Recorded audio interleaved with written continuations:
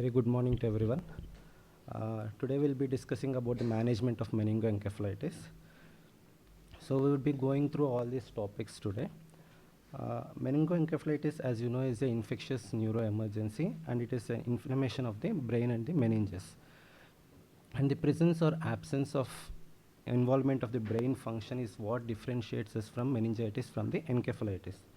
And rapid diagnosis and treatment will help us in reducing the mortality as well as the neurological morbidity. So what are the risk factors which we see in case of meningitis patients? Who are all at risk? Basically, patients who are immunocompromised or patients who are having chronic multiple medical issues, extremes of ages, be it age less than 1 year or age more than 50 to 60 years, patients who have a neurological injury like penetrating brain injury, or patients who underwent a neurological surgery, or patients who are living in overcrowded places, patients who are under the influence of alcohol, patients who have ENT diseases like sinusitis or middle ear infections, or patients who who has underwent splenectomy and who are at risk of having bacterial infections, patients who are IV drug abusers with risk of having infective endocarditis, and patients with indwelling neurological devices. All these patients are at risk of having a meningoencephalitis. So what are the sources, how the infection spread to the brain? There are three ways in which the infection can reach the brain. One is the hematological route. Suppose we have an infection anywhere else in the body, be it a pneumonia or infective endocarditis, the infection can seed through the hematogenous way. And as a direct extension from the adjoining structures, like in the case of ear infections, be it sinusitis, or in the middle ear infections also, there will be a bone erosion and there will be direct extension from the neighboring structures. Or it can be because of the implanted foreign bodies, like we use for intracranial pressure monitoring or for the EVD devices or anything else that we use. So what are the causative organisms? The causes are usually divided into infectious causes and the non-infectious causes. The non-infectious causes of encephalitis are most commonly autoimmune causes as well as post-surgical or chemical causes. And the infectious causes, again, we have divided it as community acquired as well as nosocomial devices.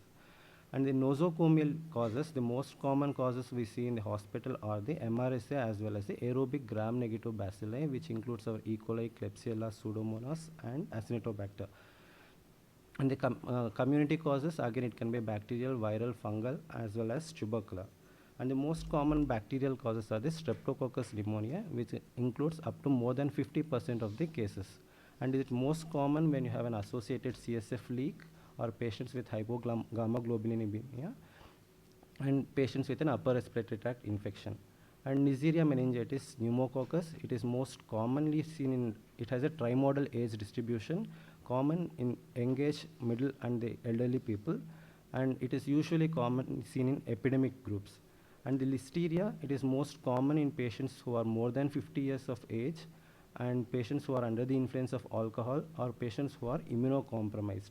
This is of special mention because patients who present with us with meningitis who are of more than 50 years of age or who are under the influence of alcohol or immunocompromised, you need to cover from Listeria apart from meningococcus and the pneumococcus infection. And the other common causes are Haemophilus influenza B, group B Streptococcus, E. coli. And the viruses, the most common cause of viral infection is the enterovirus, that is the echovirus and the enterovirus, Coxsackie virus. And the other common viruses are HSV, herpes simplex virus 1 and 2. HSV 1 is more common than HSV 2, and varicella zoster virus. So discussed this already. So the management, how do we manage these patients? So a good suspicion of having a meningitis is very important, and once you have a clinical suspicion of having a meningitis, a rapid evaluation and an emergent initiation of antibiotic therapy and adjunct therapies are needed. So what is the challenge in recognition of meningitis?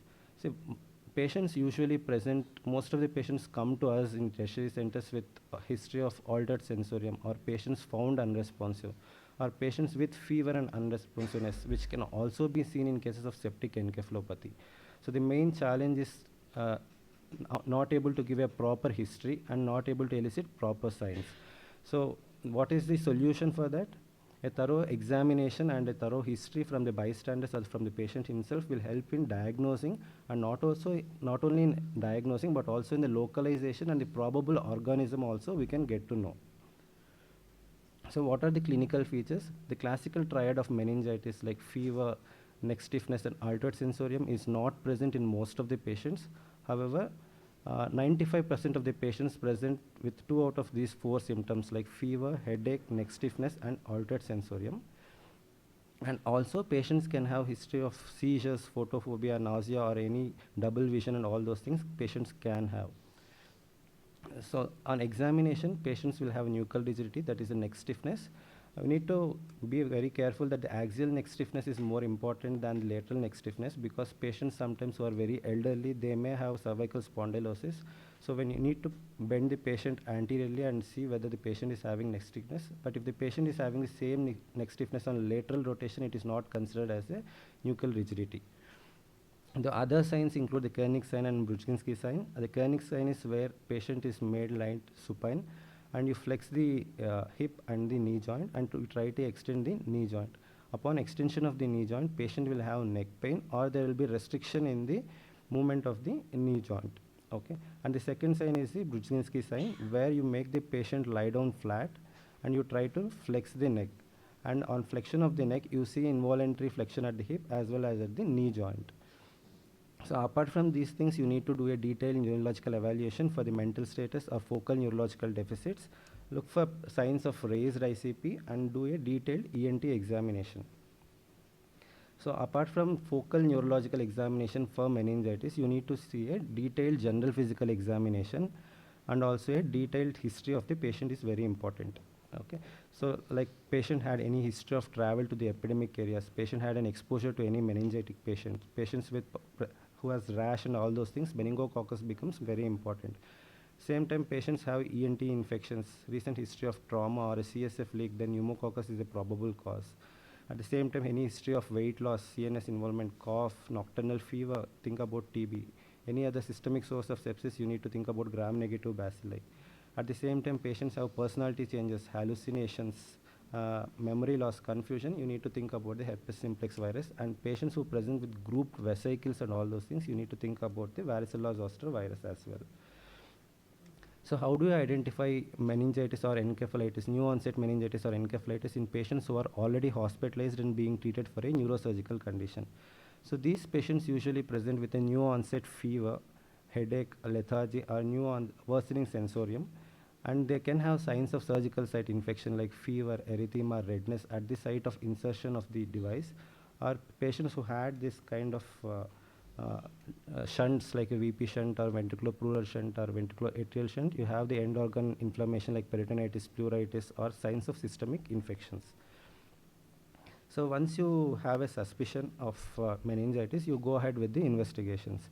So the general routine investigations including your blood glucose levels, complete hemogram to look for neutrophils and platelet count, as well as the kidney function test, liver function test, coagulation profile. Without fail, please send for blood cultures, lactates, and look for the inflammatory mediators. And before going on for CSF analysis, we need to make sure that if it is going to take time for doing a CSF analysis, you need to administer antibiotics. And before administering antibiotics, we need to give up steroids as an anti-inflammatory agent. And following which, neuroimaging has to be done. So CSF analysis, before see every patient who comes with meningitis, a lumbar puncture has to be done to establish a diagnosis, but how fast it should be done, whether we can do it before the administration of antibiotic or before doing a CT is the question.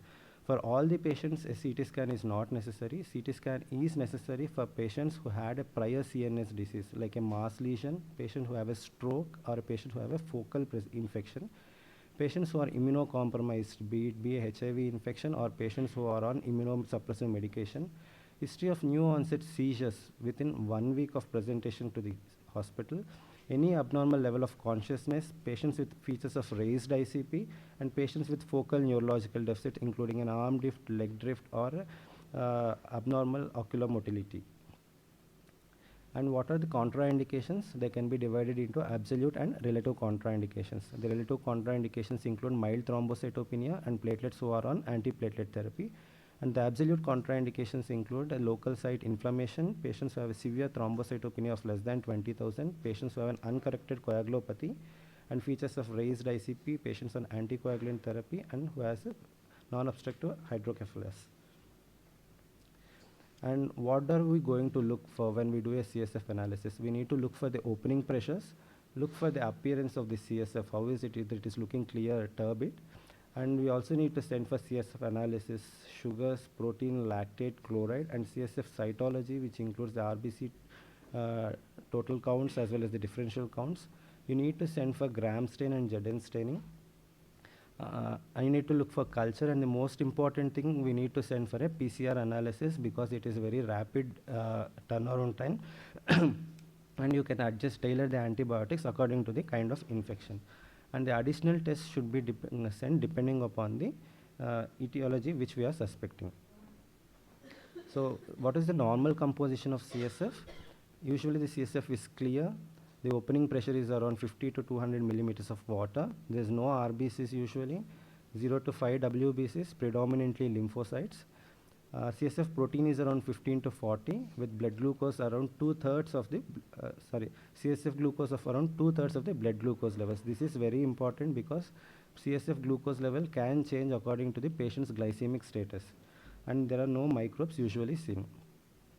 So how do CSF looks in different kinds of etiology, be it a bacterial, viral, fungal, or tubercular? So let's discuss one by one. In the bacterial meningitis, usually the opening pressures are high, and the appearance of CSF is usually turbid. And the blood glucose and the CSF glucose levels is usually less than 40 milligrams, and CSF protein levels are elevated. And usually lactate more than 4 is an indicator of bacterial meningitis. And CSF WBC count is usually somewhere between 1500 or more, and the gram stain is sometimes positive depending on the amount of bacteria that is there, and cultures can come positive.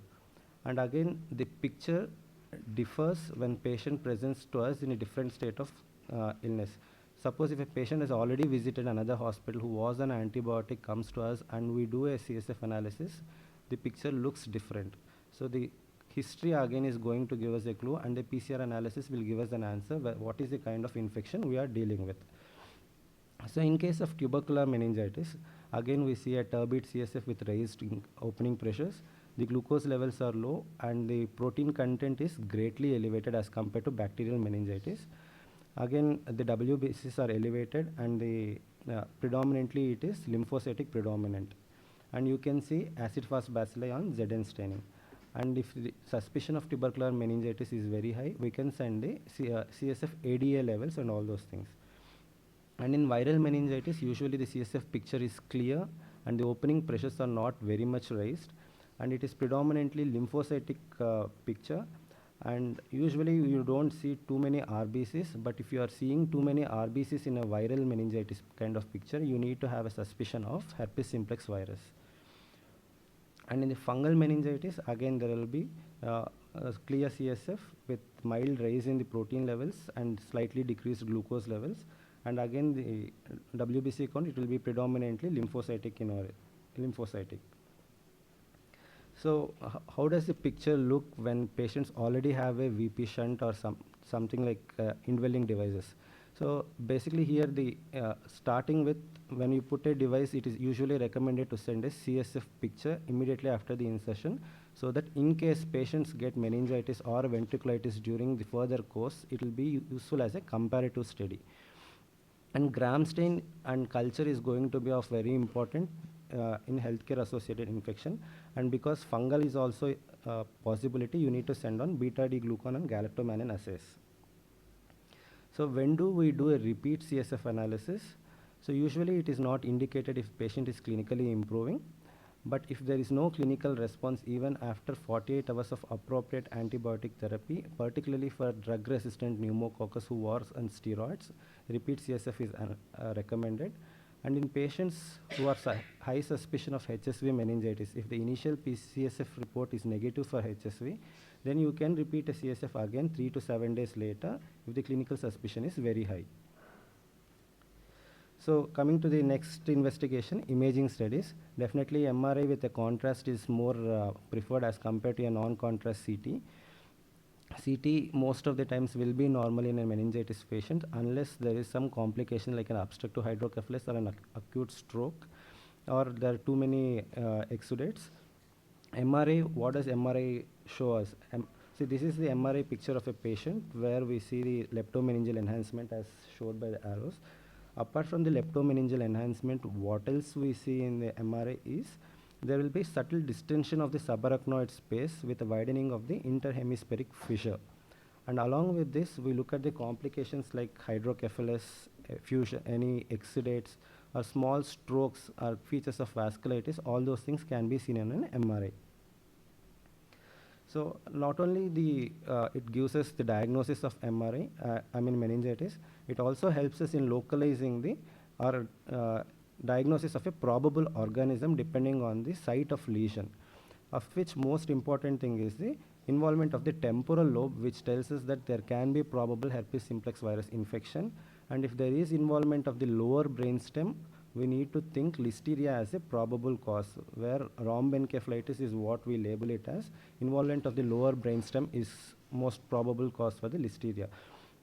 And having features of acute ischemic strokes, small vasculitis, and all those things are most common with viral infection, and varicella zoster virus has to be kept in mind when you see such kind of pictures on the MRI. So apart from CT and MRI and CSF analysis, EEG should be done in all the patients to have a baseline status. And usually herpes simplex virus is associated with most of the times EEG changes. And if you find a normal EEG, it is usually associated with a better prognosis. So how do you treat? Now that we have had a suspicion, we have evaluated the patient, now we need to look at the treatment. So the treatment include prompt initiation of the antibiotics, initiation of anti-inflammatory therapy, aggressive control of the complications, and the prevention of the disease spread. So as soon as we do CSF analysis, we need to start the patient on the empiric antimicrobial therapy. So the empiric antimicrobial therapy again depends on the age of the patient as well as the risk factors which patient has. If the patient is presenting from the age group of 2 to 50 years, the most common causes being the pneumococcus and the meningococcus, treatment with vancomycin and the third generation cephalosporin should suffice.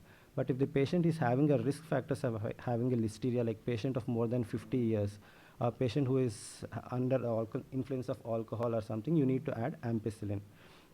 And patients who are at risk of having a pseudomonal infection like a penetrating brain injury or a post-neurosurgery or a CSF shunt or anything like that, you need to add a cover for pseudomonas. And you need to cover them with ceftazidime, cefepime or meropenem. This is a targeted therapy. This is there in your handout. And how long you need to continue therapy? For patients who are on Haemophilus influenza and meningococcal meningitis, 7 to 10 days of treatment is enough. And patients with pneumococcus, up to 2 weeks therapy is needed. Patients with group B streptococcus, gram-negative bacilli, listeria monocytogenes, and viral infections, up to 3 weeks of treatment is needed. And patients who had infective endocarditis or staphylococcal bacteremia, 4 to 6 weeks of treatment is needed. And patients who had a fungal infection, at least 6 to 8 weeks of therapy is needed. So what about healthcare associated meningitis and ventriculitis? Is the same treatment protocol going to stand for them? Yes, see, depending on the local antibiogram, you need to decide upon the treatment. So the most common causes in a healthcare setting, as I told you, is the MRSA as well as the gram-negative bacilli, being E. coli, Klebsiella, Pseudomonas, and the Acinetobacter, and along with them you can have fungal infections as well. So better to choose an antibiotic which covers most of those things, which include Pseudomonas. So a meropenem would be a better choice along with vancomycin when it comes to a healthcare infection. And depending upon your culture sensitivity reports, you can escalate the antibiotics. Once you give systemic antibiotics, there is no improvement in the patient clinical condition, then you need to have something in mind about the intraventricular or intrathecal administration of antibiotics. There is no definitive guideline or no it's only expert consensus suggesting the dose and the recommended duration about the treatment and frequency of administration. So the dosage depends upon the size of the ventricle or the ventricular volume, and also depends upon the EVD output in the last 24 hours. And it is very dynamic, and it needs to be adjusted on a day-to-day basis. So once you suspect any healthcare associated infections, source control like rapid removal of the CSF shunts and drain and continuation of antibiotic for 10 to 14 days is recommended. So what about antivirals? The antivirals like acyclovir, 10 milligram per kg body weight IV has to be administered 8th hourly for at least 2 to 3 weeks in HSV infection and 10 to 14 days in varicella infections. Oral acyclovir is not recommended as an outpatient treatment because the oral bioavailability is very low, and ganciclovir can be used for CMV along with foscarnet. And antifungals, you have both induction phase as well as consolidation phase. And induction phase, you usually use liposomal amphotericin B in conjunction with flucytosine, and voriconazole can be used for invasive aspergillosis. I'll skip this slide. And the anti-inflammatory therapy, again, steroids. So dexamethasone 0.15 milligram per kg once in every 4th hourly has to be given for 4 days, either before or along with the initiation of antibiotics. And particularly, it has been shown to reduce the neurological morbidity and mortality in pneumococcal meningitis. And in tubercular meningitis, we try to continue it for 4 weeks. And in case of delayed viral encephalitis, from day 4 on, you can consider steroids. How does steroid help? Steroid reduces the inflammatory process that is going on in the CSF, and it reduces the inflammatory cytokine release, and thereby it improves the mental status, it reduces the intracranial pressure and cerebral edema, it reduces the risk of seizures, focal neurological deficits, vasculitis and hearing loss, and intellectual impairments. So what are all the complications that we can see with meningitis? One is the seizures, raised cerebral edema, hydrocephalus, dyselectrolytemia. Patients can go into cerebral abscess, and patients can have sensory neural hearing loss, or acute vasculitis, venous thrombosis, cerebral edema, and stroke can be seen. So prophylaxis, so once now that we have diagnosed, treated, we need to avoid the spread of the infection. Prophylaxis is particularly recommended when we have Neisseria meningitis or Haemophilus influenza. And vaccination is preferred, and once if the patient is, somebody is already exposed, chemoprophylaxis is recommended. Chemoprophylaxis with either ceftriaxone, ciprofloxacin, or rifampicin is recommended. Rifampin is recommended. So another entity called tropical disease associated encephalitis. As we all see, this tropical fever associated infections, there is no definitive treatment for that, and once we diagnose these things, the morbidity and neurological mortality is going to be very high. So again, prognosis. Early treatment decreases the risk of having neurological mortality and morbidity. However, the listeria stands high in the case fatality rate with almost 18.1%, followed by pneumococcus, group B streptococcus, meningococcus, and the Haemophilus influenza. So to conclude, these last two slides will help you how to go through the meningitis case. Whenever you suspect patient with features of meningitis or something, first airway breathing or circulation has to be maintained. And once you maintain the airway breathing circulation, look for the signs of any focal neurological deficit, altered mental status, immunocompromised state, raised ICP, or focal deficits. If there are no signs, then we can go ahead with a lumbar puncture immediately and start on the empiric antibiotics. If there are any signs of these things, give off empiric antibiotics and then perform a CT scan. So what should an empiric antibiotic cover? Empiric antibiotic should cover your pneumococcal and meningococcal meningitis. So vancomycin with ceftriaxone is recommended. If there is a risk factor for listeria, please add on ampicillin. And in patients who are at risk of having pseudomonal infections, please add on cefepime, ceftazidime, or meropenem. And if you are suspecting viral infections, please do add acyclovir. And if pneumococcus is top in the list, you need to give dexamethasone. So then you perform a CSF analysis. Depending on the CSF study, bacterial, viral, fungal, or tubercular, you can narrow down on the antibiotic spectrum. And prophylaxis is only needed for pneumococcal meningitis and Haemophilus influenza. So this will conclude my session. Okay. Yeah. Thank you.